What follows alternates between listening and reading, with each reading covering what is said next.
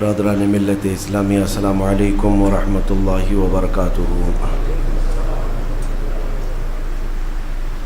الحمد للہ الحنان المنان الذي خلق الانسان وعلمه البیان، والصلاة والسلام على رسوله سید الانس والجان وعلى آلہ واصحابہ ذوی الخیر والاحسان، اما بعد فاعوذ باللہ من الشیطان الرجیم، بسم اللہ الرحمن الرحیم۔ یا قوم ادخلوا الارض المقدسة التي كتب اللہ لکم ولا ترتدوا على ادبارکم فتنقلبوا خاسرین۔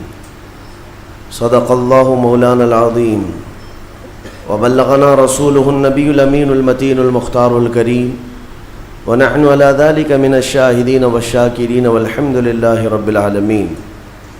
بارگاہ رسالت معاب صلی اللہ تعالی علیہ وسلم میں درود پاک کا ہدیہ پیش کریں۔ اللہم صلی علی سیدنا و مولانا محمد معدن الجود والکرم وآلہ واصحابہ الکرام وابنہ الکریم وبارک وسلم صلاة دائمة سرمدا ابدا۔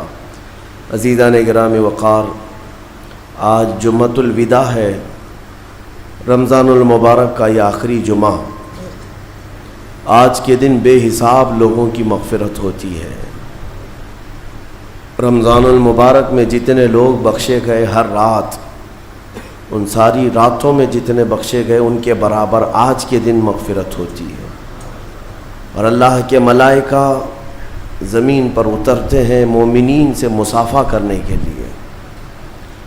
اور ہمارے لیے حسن اتفاق یہ ہے کہ کل لیلۃ القدر بھی تھی اور اسی کا 27واں روزہ جمعۃ الوداع کی شکل میں ہمیں ملا ہے۔ قرآن جس کے بارے میں فرما رہا ہے تنزل الملائکۃ والروح فیہا باذن ربہم من کل امر،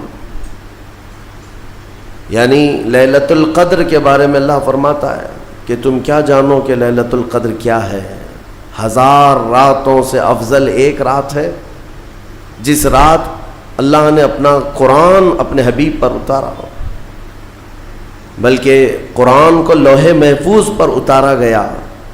لیلۃ القدر میں پہلی بار ایک بارگی اللہ نے اپنے علم پاک سے لوح محفوظ پر اتارا۔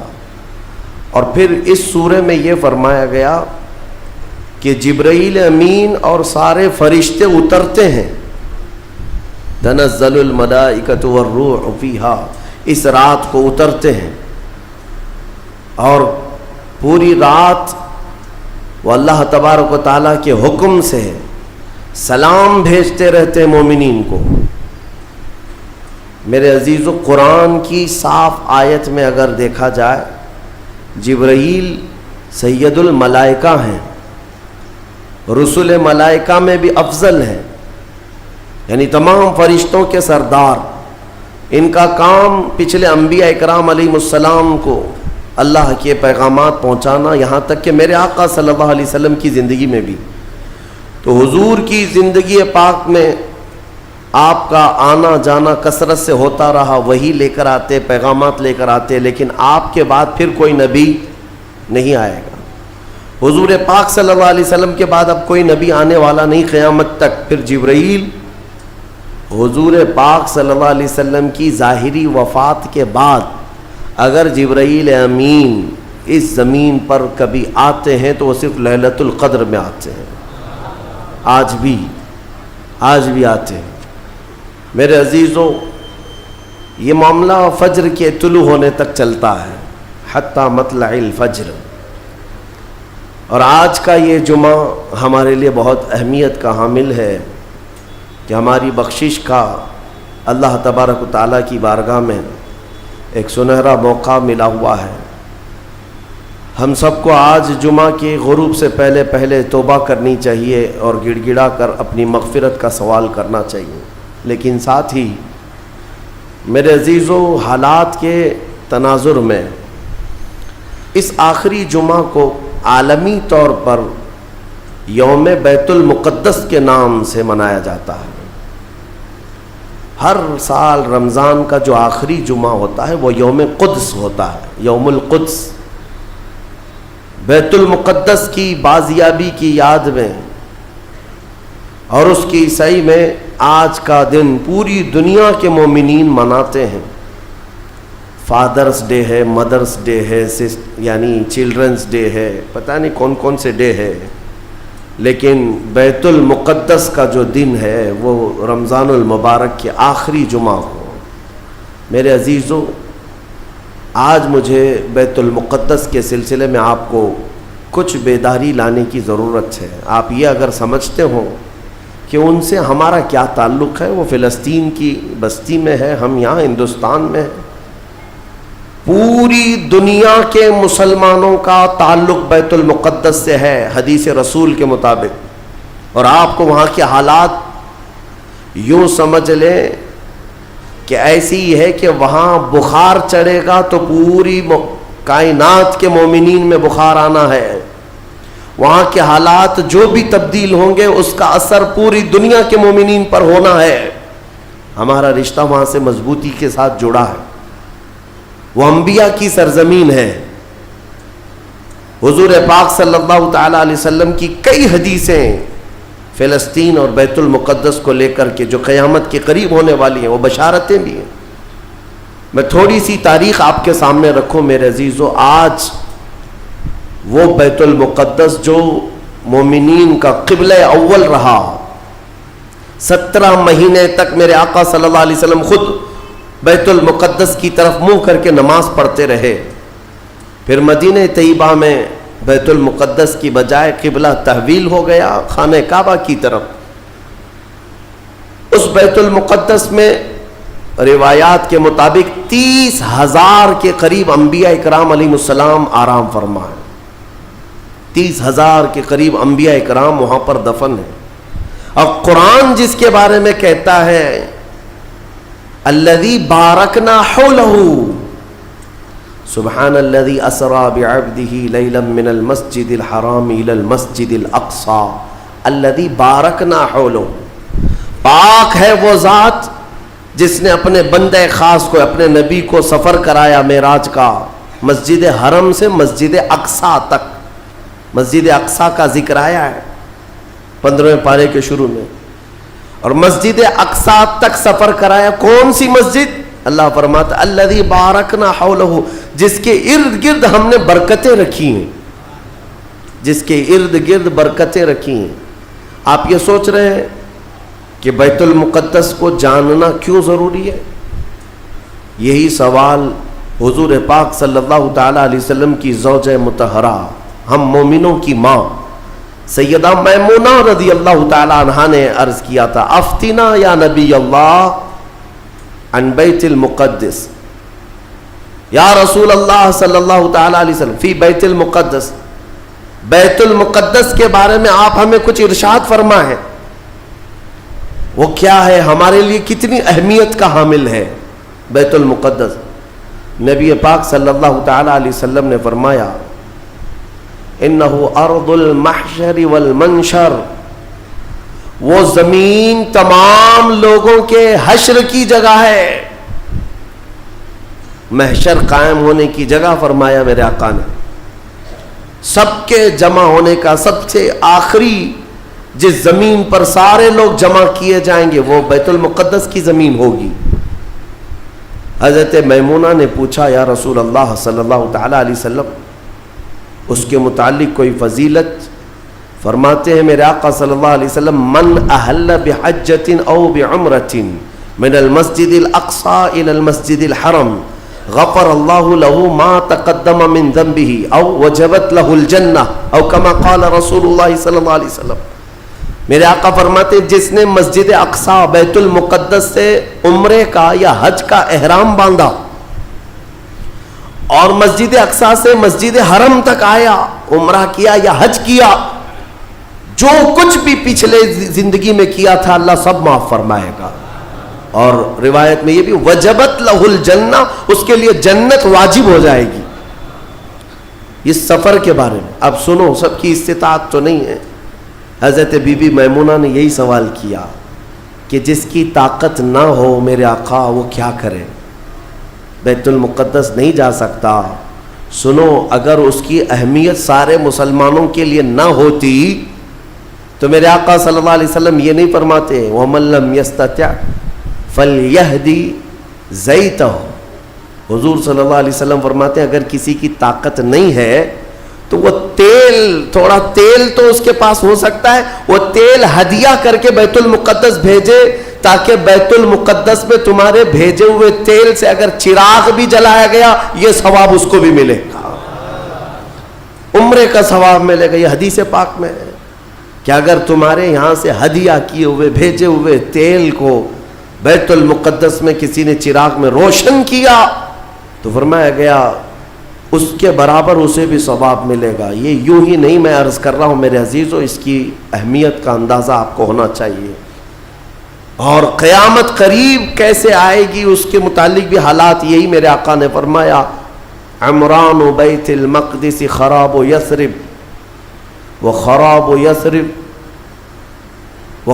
یثرب فتح قسطنطینیہ وفتح قسطنطینیہ ظہور الملحمہ وظہور الملحمہ خروج الدجال او کما قال النبی صلی اللہ علیہ وسلم.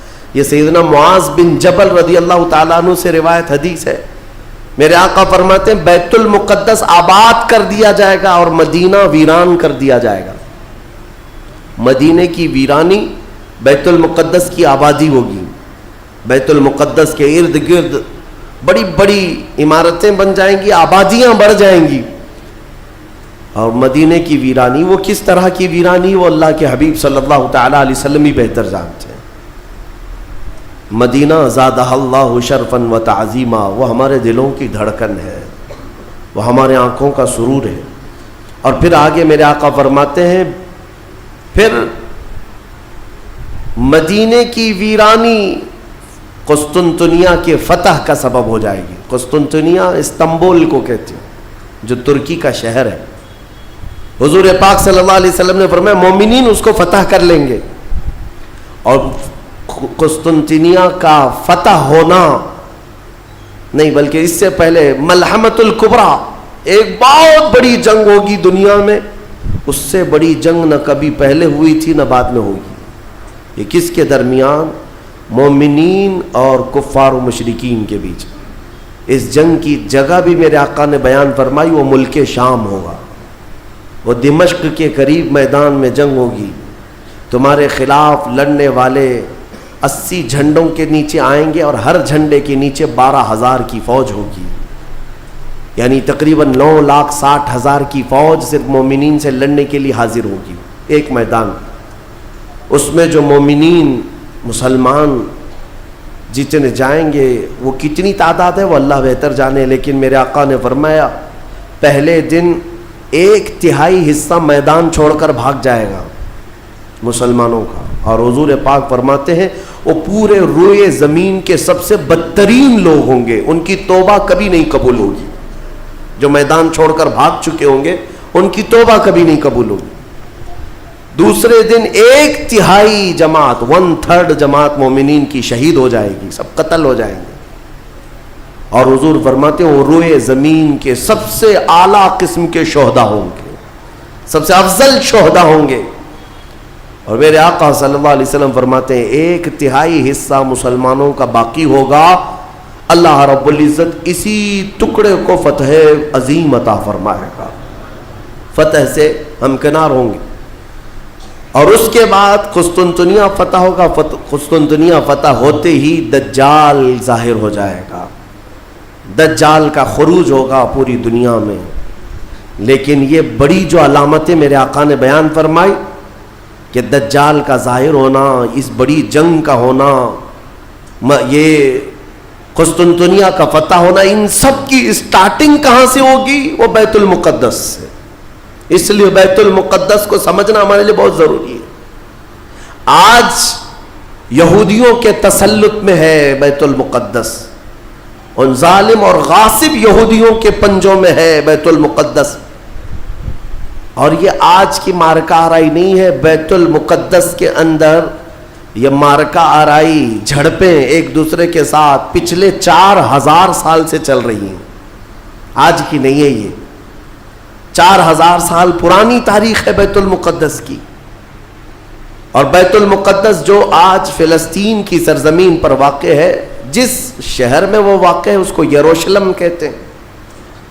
اور یہ حضرت ابراہیم علیہ السلام کا آباد کیا ہوا ہے. سیدنا ابراہیم علیہ السلام عراق کے رہنے والے تھے. عراق کے دریائے فرات کے قریب ایک چھوٹی سی بستی تھی بابل کے قریب. وہاں سے ہجرت کر کے ابراہیم علیہ السلام فلسطین آئے اور وہاں ان کی اولاد ہوئی. ابراہیم علیہ السلام پوری دنیا میں 2 مقدس سرزمینوں کو آباد کرنے والے نبی ہیں. حضرت ابراہیم علیہ السلام سے ایک بیٹے پیدا ہوئے اسحاق علیہ السلام. اسحاق علیہ السلام کو حضرت ابراہیم علیہ السلام نے فلسطین میں آباد کر دیا. اور دوسرے بیٹے ابراہیم علیہ السلام کے سیدنا اسماعیل علیہ السلام، اور حضرت اسماعیل علیہ السلام کو مکۃ المکرمہ میں آباد کیا. ابراہیم علیہ السلام کے 2 بیٹے 2 مقدس سرزمینوں کو آباد کرنے والے ہیں. ایک مکہ کو آباد کرتے ہیں اور ایک فلسطین بیت المقدس کو آباد کرتے ہیں. اور بنی اسرائیل اسی خاندان کو کہتے ہیں. ابراہیم علیہ السلام کے نیچے جو خاندان آیا حضرت یعقوب علیہ السلام کی اولاد، اور تقریباً سارے انبیاء کرام علیہ السلام جو بنی اسرائیل کے ہیں وہ اسی فلسطین کی سرزمین میں پیدا ہوتے رہے یا پھر ہجرت کر کے وہیں آئے. بڑے بڑے اگر نبیوں کا نام میں اگر ذکر کروں یہ سب فلسطین میں ہیں.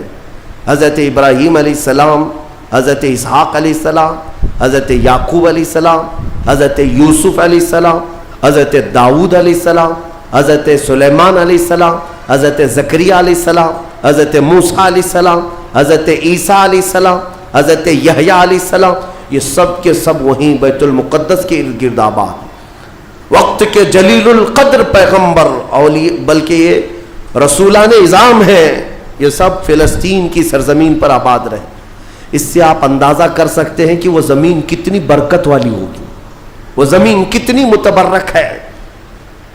اور اس زمین کی چھوٹی سی اگر میں آپ کو تاریخ بتاؤں تو ابراہیم علیہ السلام کی اولاد کے آباد ہونے کے بعد بنی اسرائیل یہ سرکش قوم ہے. بنی اسرائیل یہ ادھر ادھر بھاگ کر چلے گئے، فلسطین میں آباد نہیں رہے، برسوں بھاگے پھرتے رہے. پھر موسیٰ علیہ السلام کا جب زمانہ آیا تو اللہ تعالیٰ نے آپ کو حکم دیا، اے موسیٰ آپ اپنی قوم کو لے کر اس ارض مقدس میں جائیں. مقدس سرزمین، قرآن میں بھی اللہ نے اس کو مقدس سرزمین فرمایا. یا قوم ادخلوا الارض المقدسہ.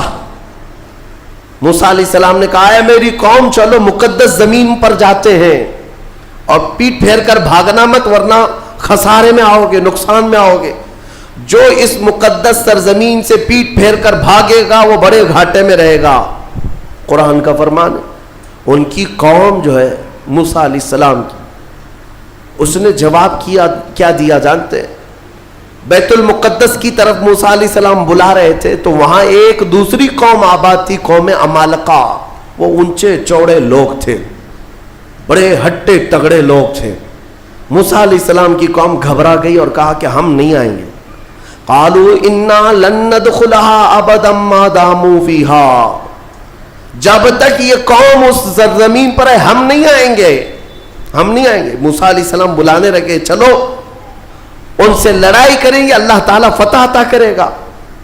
تو انہوں نے کہا اذهب انت وربك فقاتلا انا هاهنا قاعدون. موسیٰ آپ اور آپ کا خدا جا کر اس قوم سے لڑے، ہم بیٹھ کر دیکھیں گے لڑائی کیسی ہوتی. ان کی قوم کا جواب یہ تھا. تو موسیٰ علیہ السلام نے اللہ رب العزت کی بارگاہ میں اپنا عذر پیش کیا تو رب تعالیٰ نے فرمایا، اللہ تعالیٰ نے اب سزا کے طور پر اس قوم کے اوپر فرماتا ہے فَإِنَّهَا مُحَرَّمَةٌ عَلَيْهِمْ 40 سَنَةً يَتِيهُونَ فِي الْأَرْضِ. اب 40 سال تک ان میں کا کوئی بندہ اس مقدس سرزمین پر داخل نہیں ہو سکے گا.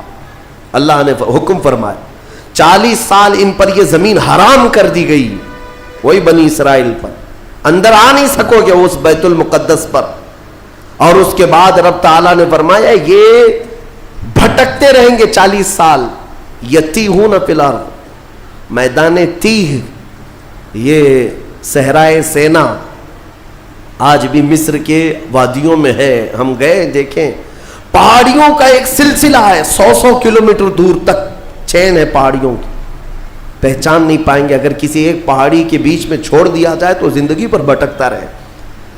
تو اس بنی اسرائیل کو ان پہاڑیوں کے بیچ میں چھوڑ دیا گیا, ان کو راستہ نہیں ملتا تھا. کب تک؟ 40 سال تک راستہ نہیں ملا, بھٹکتے رہے.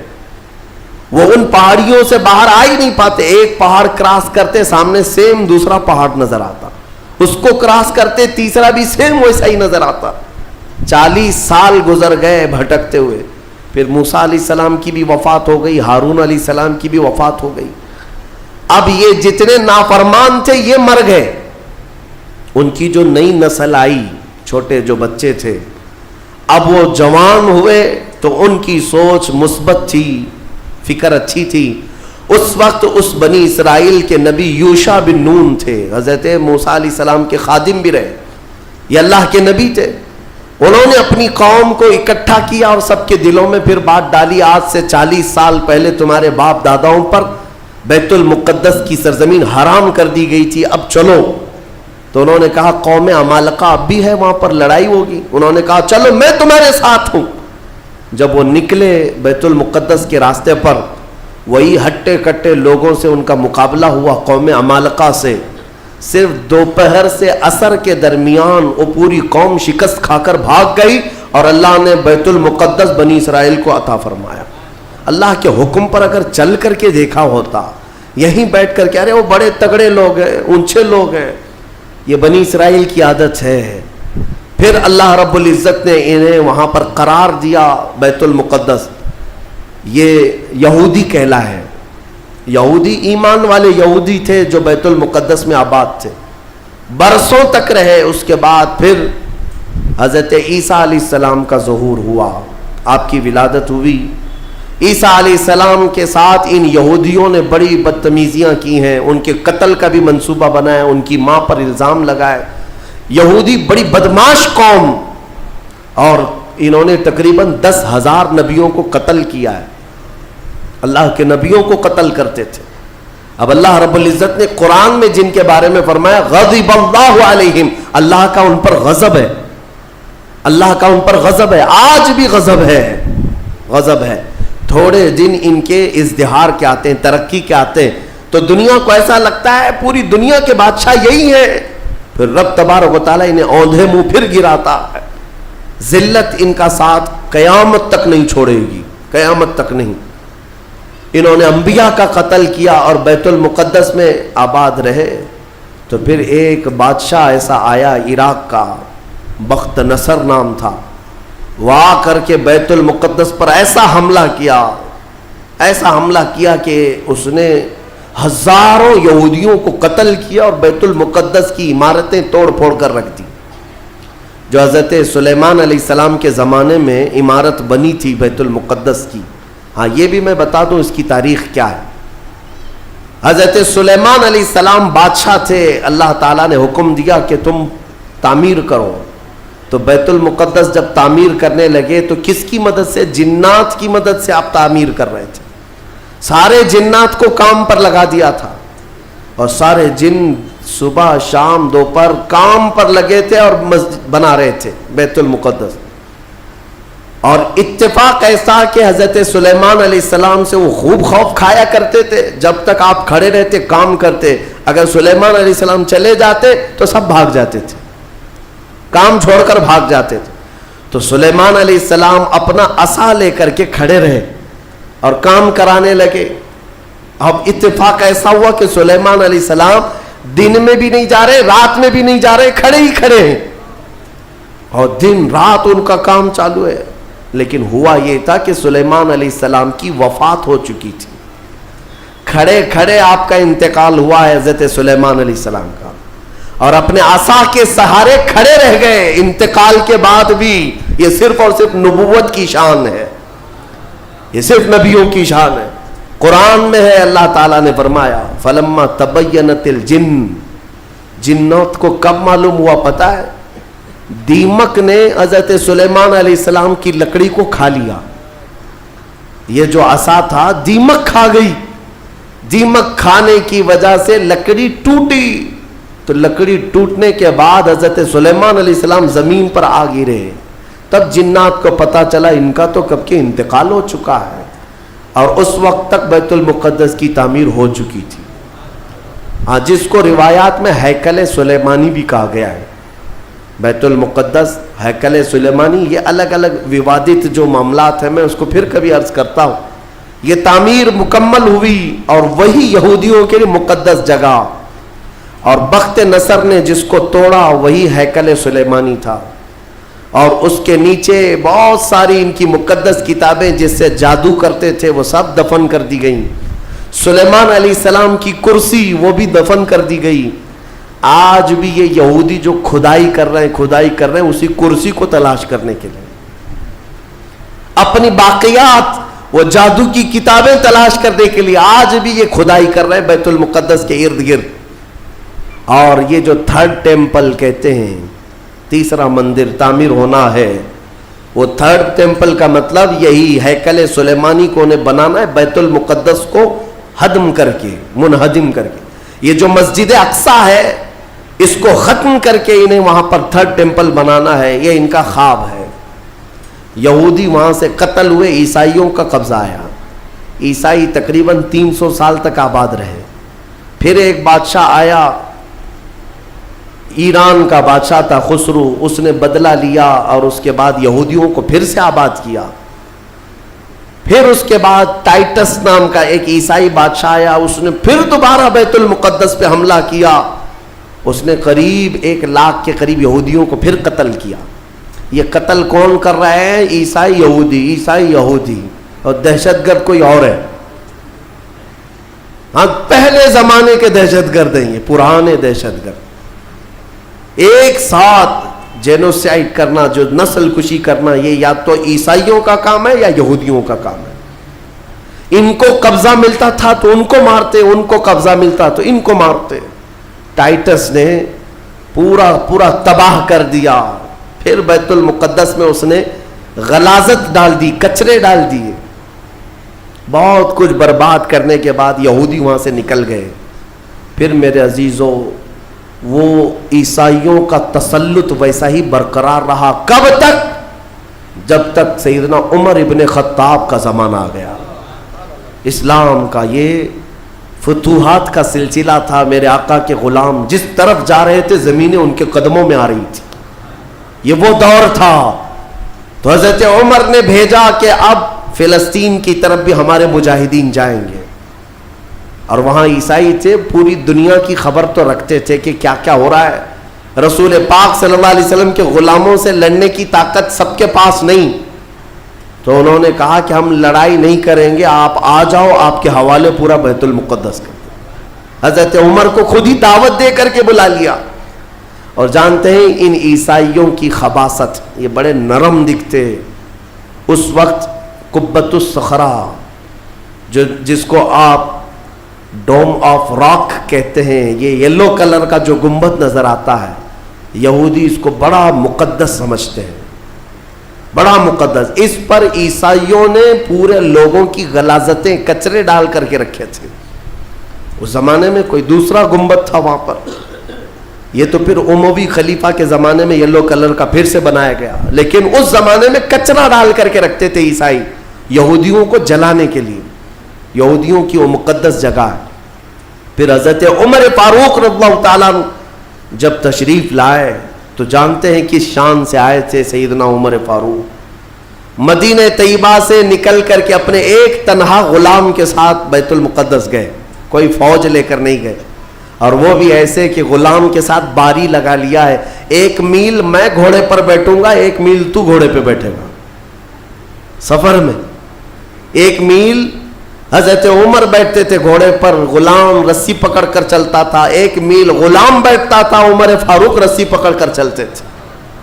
دنیا کا اقتدار میرے آقا کے غلاموں نے یوں نہیں حاصل کیا, انہوں نے خود ہی کو فنا کر دیا تھا میرے آقا کی محبت میں.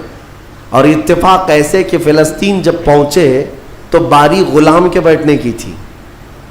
حضرت عمر رسی پکڑ کر کے بیت المقدس میں آ رہے ہیں, تو لوگ جو نئے لوگ تھے, عیسائی تھے, وہ سب جھپٹ پڑے امیر المومنین مسلمانوں کے، جن سے کیسر و کسریٰ بھی کانپتے ہیں، گھوڑے پر تشریف لا رہے ہیں، تو سب ان کے استقبال کے لیے تھے. جو غلام تھا حضرت ابو عبیدہ بن جراح جو صحابی تھے، انہوں نے چیخ کر کے کہا لوگوں گھوڑے پر بیٹھا ہوا امیر المومنین نہیں، رسی پکڑا ہوا امیر المومنین. اس شان سے وہ آئے اور اپنے ہاتھوں سے اس گنبد کے اوپر موجود پوری غلاظت کو حضرت عمر نے صاف کیا تھا. بیت المقدس کے ارد گرد جتنا کچرا تھا اپنے ہاتھوں سے صاف کیا، اور پھر وہاں پر اذان کی آواز گونجی. سیدنا عمر فاروق رضی اللہ تعالیٰ عنہ نے ظہر کی نماز وہاں پڑھائی اور عام خطبہ دیا سارے لوگوں کو جمع کر کے. کہا اب گھبرانے کی ضرورت نہیں، اس ارض مقدس میں اسلام آ چکا ہے. جو عیسائی جو یہودی خوشی سے رہنا چاہے اس پر کوئی زور زبردستی نہیں، وہ اس ارض مقدس میں اقلیتوں کے اعتبار سے رہ سکتا ہے، اسے امن و امان دیا جائے گا، کسی کی عبادت گاہ نہیں توڑی جائے گی. میرے عزیزو، یہ اسلام کا احسان ہے. آج بھی جا کر کے دیکھیں فلسطین میں حضرت عمر کی سلطنت یعنی خلافت آنے کے باوجود بھی سب سے پرانا جو چرچ ہے عیسائیوں کا وہ آج بھی فلسطین میں باقی ہے، بیت المقدس کے قریب. حضرت عمر نے منع کیا کہ ان کی عبادت گاہ کو ہاتھ نہیں لگایا جائے گا، توڑا نہیں جائے گا. سب کو امان دیا گیا ہے، سب کو امان دیا گیا ہے. اگر ایسے ہی ہمارا تسلط ہر جگہ ہو اور ہم مندروں کو توڑنے والے ہوتے تو 700 سالوں میں پتہ نہیں کیا کیا صاف کر چکے ہوتے. اسلام اس کی تعلیم دیا نہیں، تمہیں آزادی دی ہے کہ جو تمہارے ماتحت ہیں انہیں اپنی عبادت کرنے دے دیا جائے. ذمیوں کو جو اپنے دین میں قائم رہنا چاہتے ہیں انہیں چھوڑ دیا جائے گا، انہیں مارا نہیں جائے گا. حضرت عمر فاروق رضی اللہ تعالیٰ عنہ کے زمانے سے لے کر بیت المقدس مکمل اسلام کے دائرے میں رہا. یہ تقریباً 200 سال تک چلا، تقریباً 200 سال تک. پھر خلفاء جو آئے، فاطمی خلفاء، عباسی خلفاء، سلجوقی خلفاء، جو خلیفے تھے آپس میں ہی لڑ مر رہے تھے دولت کے لیے، پیسے کے لیے، علاقے کے لیے. ان کی آپسی لڑائیوں کی وجہ سے دوبارہ کمزوری آئی مسلمانوں کے درمیان، اور پھر سے صلیبی طاقتیں عیسائیوں کا پھر سے غلبہ ہو گیا. پھر سے بیت المقدس کو انہوں نے ہڑپ لیا. پھر 100 سال تک بیت المقدس پر ان کا راج چلتا رہا، 100 سال تک. پھر انہوں نے یہودیوں کو مارا اور بیت المقدس میں جتنے مسلمان تھے سب کو عیسائیوں نے قتل کیا تھا. مسلمانوں کے خون کو فلسطین میں ایسا بہایا گیا تھا کہ لوگ چلتے تھے تو ہر ایک کا پیر خون سے بھیگ جاتا تھا، سڑکوں پر خون بہتا تھا انسانوں کا. عیسائیوں نے یہ قتل عام کیا تھا. 200 سال حضرت عمر فاروق رضی اللہ تعالیٰ عنہ کے فتح کے بعد، پھر 100 سال ظلم جبر استبداد کے بعد، پھر وہ وقت آیا کہ جب مولا تعالیٰ نے صلاح الدین ایوبی کو پیدا فرمایا. اور صلاح الدین جیسا جرنیل ہم نے تاریخ میں دیکھا نہیں. وہ عاشق رسول تھا، فنا فی الرسول تھا، زندگی سب وقف کر دیا تھا بیت المقدس کے نام پر. تقریباً 18 سال تک جنگلوں، بیابانوں، ویرانوں میں بھٹکتے رہے اپنی فوج کو لے کر. کتنوں سے مقابلہ کیا، اپنوں سے بھی غیروں سے بھی، کیونکہ جماعت کے غدار منافقین سے آپ کا بڑا مقابلہ ہوا ہے.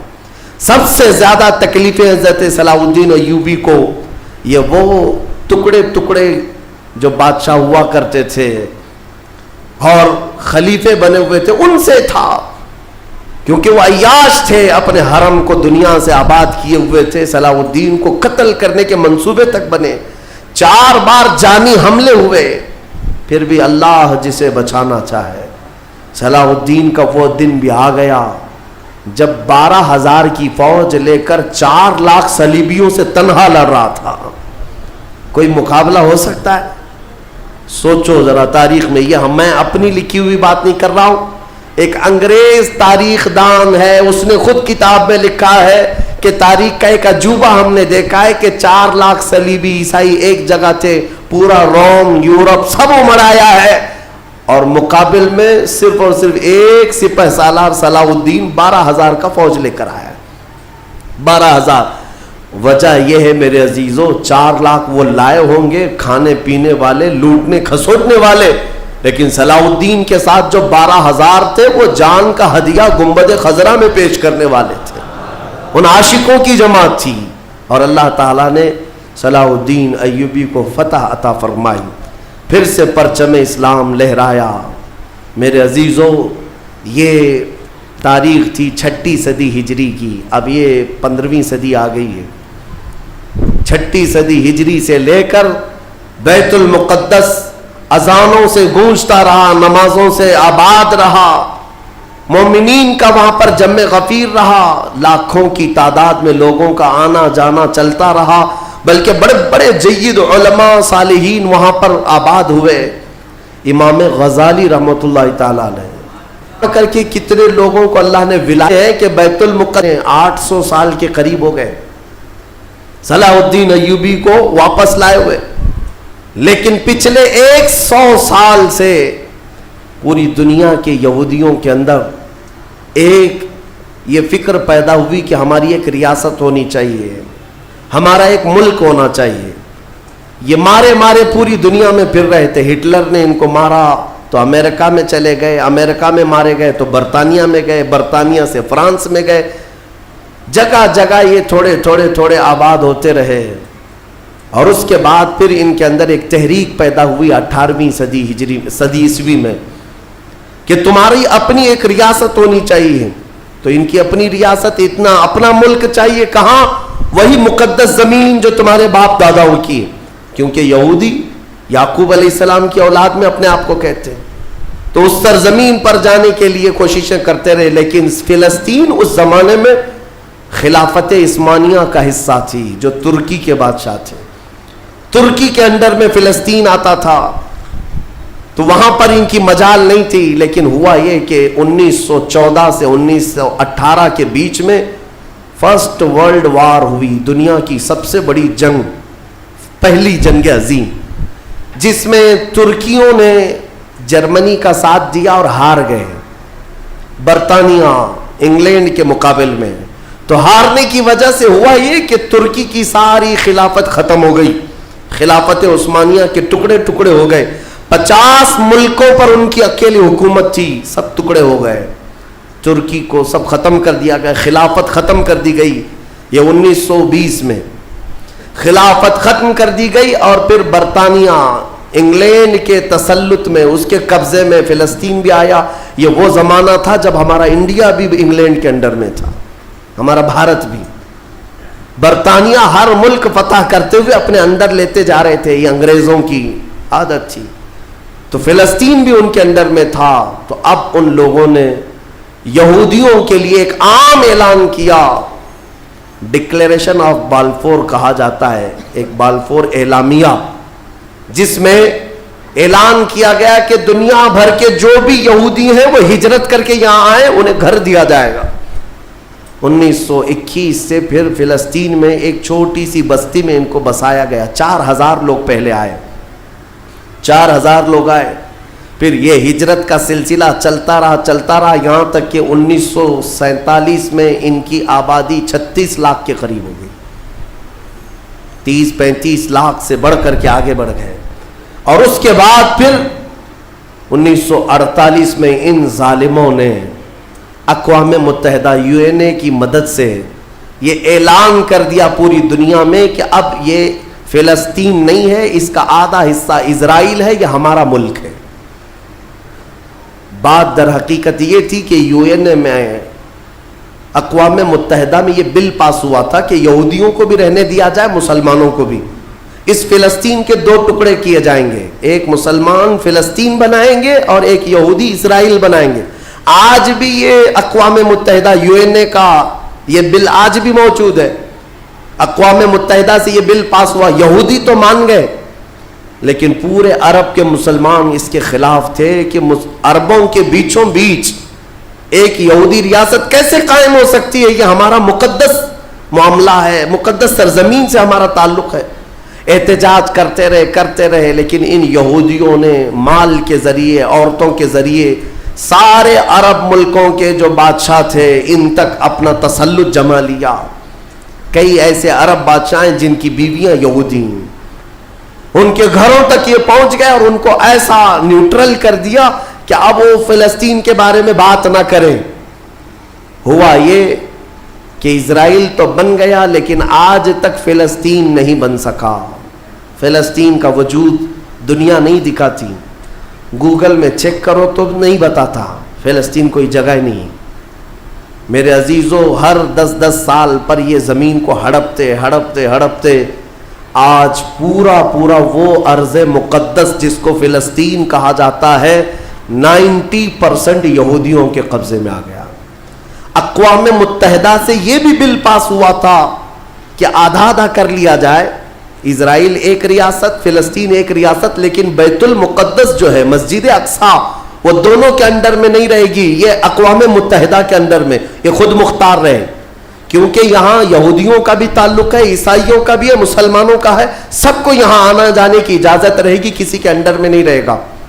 یہ پاس ہوا تھا، لیکن آج حالات یہ ہے کہ اس بیت المقدس کی دیواروں پر، دروازوں پر یہ وحشی ظالم اسرائیلی بندوق تانے آج بھی کھڑے ہوئے، یہ جسے اندر جانے دیں وہ جائے گا۔ پوری دنیا اپنی آنکھوں سے دیکھ رہی ہے ان کی خیانت، ان کی غداری کو، لیکن کوئی ایک جملہ تک نہیں کہتا کہ اسرائیل دہشت گرد ہے۔ آپ کو میں ایک آنکڑے اگر بتاؤں تو آپ کے رونگٹے کھڑے ہو جائیں۔ انہوں نے فلسطین کے مسلمانوں میں سے اب تک 2.5 لاکھ صرف بچوں کو قتل کیا ہے ان اسرائیلیوں نے۔ آج بھی یہ ڈیٹا موجود ہے، انٹرنیٹ پہ موجود ہے، بڑی بڑی ویب سائٹس ہیں، انہوں نے شو کیا۔ اقوام متحدہ کی بھی رپورٹ موجود ہے کہ فلسطین کے کتنے مارے گئے۔ ان دونوں کی جنگ میں 24 لوگ اگر مارے جاتے ہیں تو 23 فلسطینی ہوتے ہیں، ایک اسرائیلی ہوتا ہے۔ پھر بھی دہشت گرد فلسطین ہے، آتنکواد فلسطین ہے۔ میرے عزیزو، یہ دنیا جو دوہرا کھیل کھیل رہی ہے اس کو کون بتائے گا آخر؟ وہاں جمعہ کی نماز پڑھنے کے لیے مومنین آج بھی جاتے ہیں، ان پر گولیاں برسا دی جاتی ہیں، لیکن ان جیال مسلمانوں کو ہزاروں سلام جو تلواروں کے سائے میں بھی میرے مولا کی عبادت خشوع و خضوع سے کرتے۔ میں خود گیا اور دیکھا ہوں، چھوٹے چھوٹے سے بچے، 6 سال کے 8 سال کے بچے ملنے کے لیے آتے ہیں اور یہ پورے اسلحے میں لیس فوجی کھڑے رہتے ہیں، چھوٹا سا بچہ ان کی گن کو یوں گھماتا ہے اور مسجد میں اندر آتا ہے، ایسا لگتا ہے جیسے وہ کھلونے کو پکڑ رہا ہے۔ میرے عزیزو، یہ بھی حدیث پاک کے ذریعے سے میں بتاتا ہوں۔ میرے آقا صلی اللہ علیہ وسلم فرماتے ہیں میری امت کا ایک حصہ قیامت تک باطل سے لڑتا رہے گا، قیامت تک باطل سے لڑتا رہے گا، اور ان کی مخالفت کرنے والوں کا ان پر کچھ بھی اثر نہیں ہوگا، اور دنیا میں کوئی بلا بھی پھیلے تو اس جماعت پر کچھ اثر نہیں ہوگا۔ صحابہ نے پوچھا یا رسول اللہ آپ کی امت کا وہ حصہ کون ہے؟ میرے آقا فرماتے بیت المقدس کے آس پاس رہنے والے مومنین کی جماعت ہے۔ ان کی فضیلت میں میرے آقا نے فرمایا قیامت تک لڑتے رہیں گے، قیامت تک، اور ان کی خلاف کرنے والوں کا ان پر کچھ بھی اثر نہیں ہوگا۔ اور ہم دیکھ رہے ہیں، ارے بڑی بڑی عمارتیں ایک بم سے گرا دیا، دوسرے دن ان کے آس پاس ان کی گاڑیاں بھی چل رہی ہیں، دکانیں بھی چل رہی ہیں، بازار بھی چل رہا ہے۔ کل رات کو فائرنگ ہوئی، 50 لوگ بیت المقدس سے اٹھا کر کے لاشیں لے گئے، دوسرے دن جا کر کے دیکھے تو عصر کے بعد عورتیں اپنے بچوں کے ساتھ روٹیاں سینڈوچ کھاتی ہوئی بیٹھی ہوئی ہیں۔ مطلب یہ ہے کہ نہ موت کا ان کے اندر خوف ہے، نہ ظالموں کے تسلط کا ڈر ہے۔ ہاں یہ بھی اللہ تعالیٰ کی طرف سے ہوتا ہے کہ مولا جب کسی کا دل کشادہ کرے تو بڑے بڑے پہاڑوں سے بھی انہیں ڈر نہیں لگتا۔ اور ایک حدیث میرے آقا صلی اللہ علیہ وسلم نے فرمایا کہ سید البقاع بیت المقدس، سید الصخرۃ صخرۃ بیت المقدس، حضور نے فرمایا پوری روئے زمین کا سردار جو حصہ ہے وہ بیت المقدس کا حصہ، سردار حصہ، اور گنبدوں میں اگر سردار گنبد ہے تو بیت المقدس کا گنبد ہے، یہ میرے آقا نے فرمایا۔ اور حضور فرماتے ہیں تم دیکھنا کہ اخیر زمانے میں سارے لوگ اس زمین کی طرف ہجرت کر جائیں گے، جب ایسی ہجرت کا وقت آ جائے حضور فرماتے ہیں فَلْزَمْهُمْ تم لازم پکڑ لینا اس جماعت کے ساتھ چلے جانا، کیونکہ خیر پوری دنیا میں صرف وہی ہوگا اور کہیں نہیں ہوگا۔ اور آج جو حالات دیکھ رہے ہیں نا، یہودیوں کا تسلط ہے، ان کا قبضہ ہے، میرے عزیزو چند دنوں کی بات ہے۔